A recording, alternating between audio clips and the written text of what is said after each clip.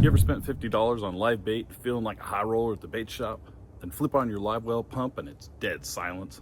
No water, no just your bait looking at you like, seriously, bro? Luckily, I caught the problem before they started doing the upside down circular backstroke. Hey, if you're new here, I'm Captain Kevin, and you might just learn something new here today. In this video, I'll show you how I troubleshot the dead pump before it turned the Livewell into a bait graveyard, and how I swapped it out fast for pre-wired backup from my trusty Oops box. And yes, that's a real thing, and you should have one. So stick around and learn some tricks on troubleshooting a Livewell pump, how to add in a timer, and make sure you're always prepared for that next boat failure. So yesterday when I got home from my trip, I was going through doing my checks, and I noticed my Livewell pump is not running.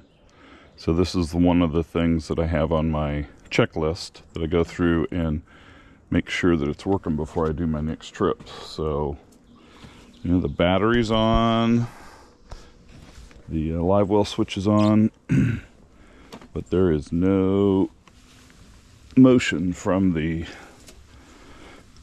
Livewell pump. So I did have it recirculate. It was working yesterday on yesterday's trip. I had it on auto, so let's see, I had the pump on auto yesterday, which pulls water in and puts it into the tank, and then it flows out the top when it overfills. On the way home, I had some bait left in there, and I had it on recirculate, so it was running, but I think something got stuck in the pump and it may have burned it out. So I've got a couple timers down here that I've used over the years. This is the current one that I'm using, this Wi-Fi timer. I'll leave the link to this in the video description if you want to pick one of those up. This one I've got set, it runs like 10 seconds every 30 seconds and then turns off. So let's undo the pump. So if you just twist this, and then there's a little push button on the back side, you can twist it off and you can just pull this pump out of the casing and see if there's something stuck in here. It's moving freely.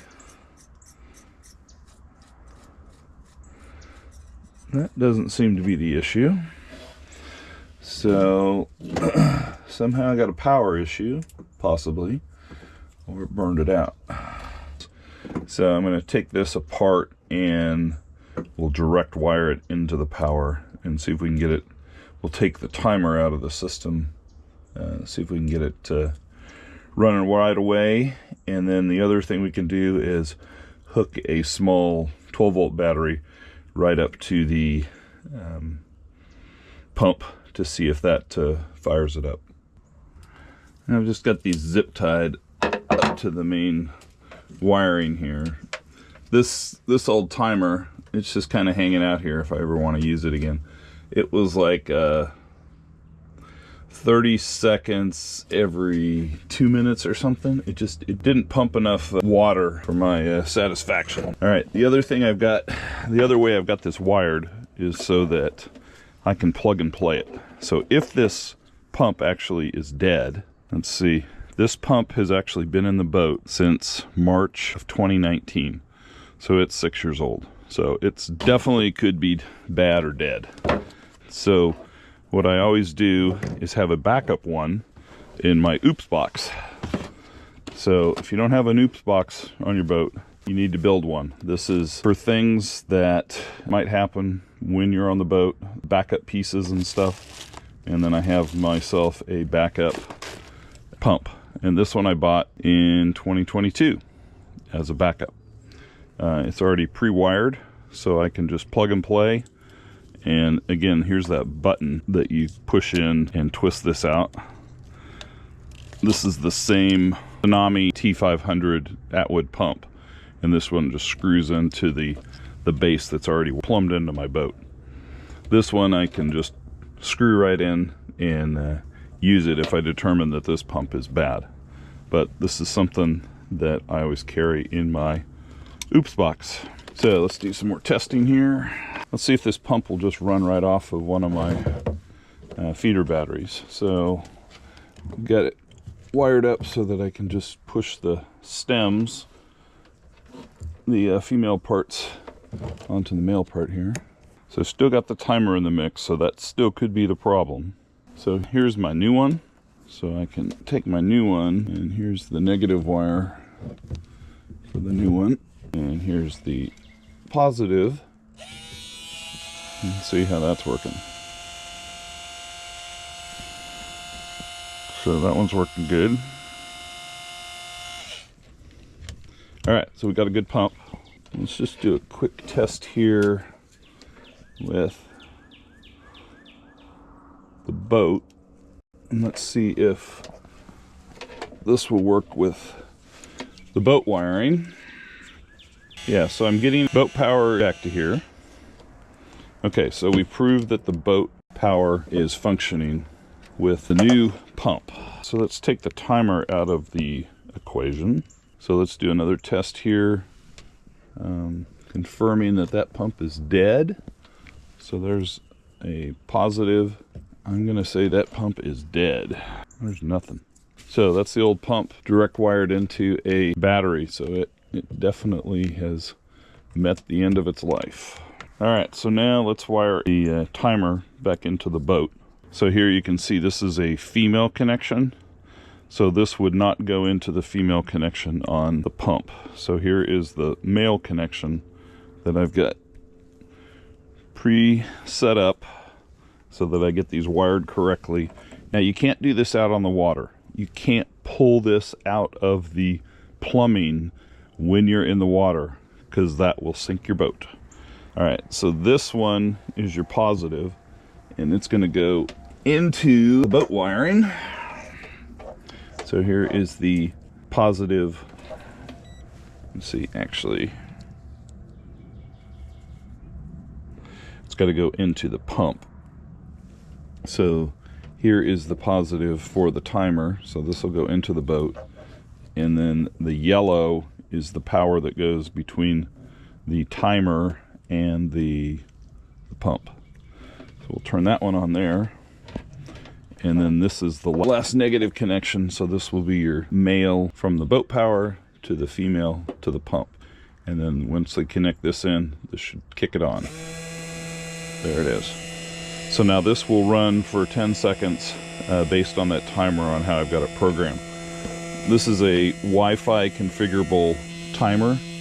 So you can go in and set it up so that it only runs so many seconds every minute. So you can go to the timer shop and get the documentation on how to configure this. Take that white wire and touch it to the ground. That will turn on the Wi-Fi connection, and then you can connect it up to your phone. And you can configure your timer on how long you want it running and how often you want it running. So when you put this back together, you want to make sure that the pump is not running. So I've disconnected the negative wire from the timer before I screw this back in. And let's just make sure that there's no debris in that pump space.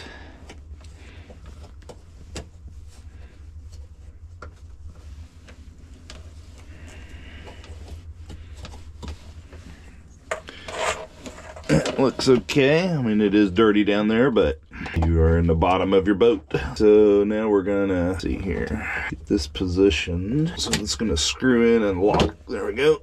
All right, it's locked in there. See how it doesn't come out unless I push. On the back side of that is that pin that you got to push in, and then it twists out. So go in and then twist it, and it locks in. Okay, we are back in business with our new pump. The very next thing you do is go over to Amazon, go to your previous orders, and we want to do a search on pump. There is the T500 pump. So let's go to that one. Oh, look at that. You can buy just the motor cartridge for $38. That's what we want right there. All right, So whenever I break something on the boat, I just go right to Amazon and buy it right at that point in time. Because if you wait and say, oh, I'm going to do it at home, and then you forget about it, and then 3 months later something breaks on the boat, and then you're like, oh, I forgot to get that replacement part. So I do a lot of shopping on Amazon right when I break something on the boat. It needs to be replaced. And then when I get that new part in, you want to make sure you go in and you wire it exactly the way this one is wired, so that it's got 2 female ends on it. And then you can put that in your oops box and you're ready to go with the next time the next motor fails. And it will. Things do break, and that's part of maintaining a boat. All right, the last step is to zip tie your wiring back up so that it's up out of the way, so when you put buckets and stuff in here that it doesn't get tangled up. Just take your wiring, try to straighten it out the best you can, and we'll take a zip tie and put it over here on the main wiring harness to the boat. And I'm just gonna wire it to this one white. This is for my that white wire is for my green lights on the outside of the boat. We'll just zip tie that up over there. Keep that out of the way. All right. Okay, we're wired up, ready to go. Pump is in place. Hopefully it doesn't sink the boat, and we'll go back to fishing tomorrow. So I got my replacement pump insert for the Attwood Tsunami T500, and it's got a little label on the top of the box that says this part's been superseded by the manufacturer. It's been improved. It fits where the old one fits. So let's open it up and see if it'll actually fit in the holder. So there's the Tsunami 2 T500 3-amp fuse. Does not have a model on the top of the cartridge. It does say on the box that it is a 5620-6, and this is a 4606. So let's see if it fits. Okay, looks like it fits. All right, let's wire it up. So these, I have the female ends on them. So we're gonna put 2 female ends on this one, so it's in the oops box, ready to go when the next one burns out. So we'll go into my supply of wireless parts here, and we'll get some heat shrink, and we'll get 2 female connectors. There's 1 and there's 2. All right, so the first thing I'm gonna do is, usually these things I'll do in about thirds. That usually gives you enough coverage for these. So cut that one off there. And then we'll cut this one off here. And we'll keep this one for the next repair job. So this is 1/4 inch to 1/8 inch. This slips in over the top of these connectors like that, and then you can heat shrink them down around the wire, and there, that keeps them waterproof and helps them stay connected. So you want to slip those on the wire first, and then slip the ends on, and crimp them down.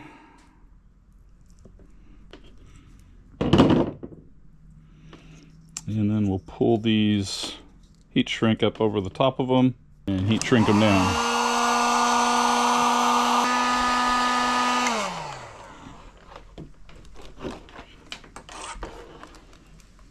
All right, so that one is ready to go for the next one. I like to keep it in this case. Just keeps the inside and the prop protected when it's in the oops box waiting to get used. So there's the crimps on that, and you can tuck those in and have those ready to go for your next one. So the next time the pump dies, this one will be ready to install. And you can put a date on this of when you purchased it. So let's put a purchase date on here. 5 25. So hopefully you learned something about wiring up a Livewell pump and making sure you've got a spare ready to go when your current one burns up. And then go buy a next one so you've got it in your oops box and you're ready to go for that next oops moment. Tight lines, and we'll see you on the next one.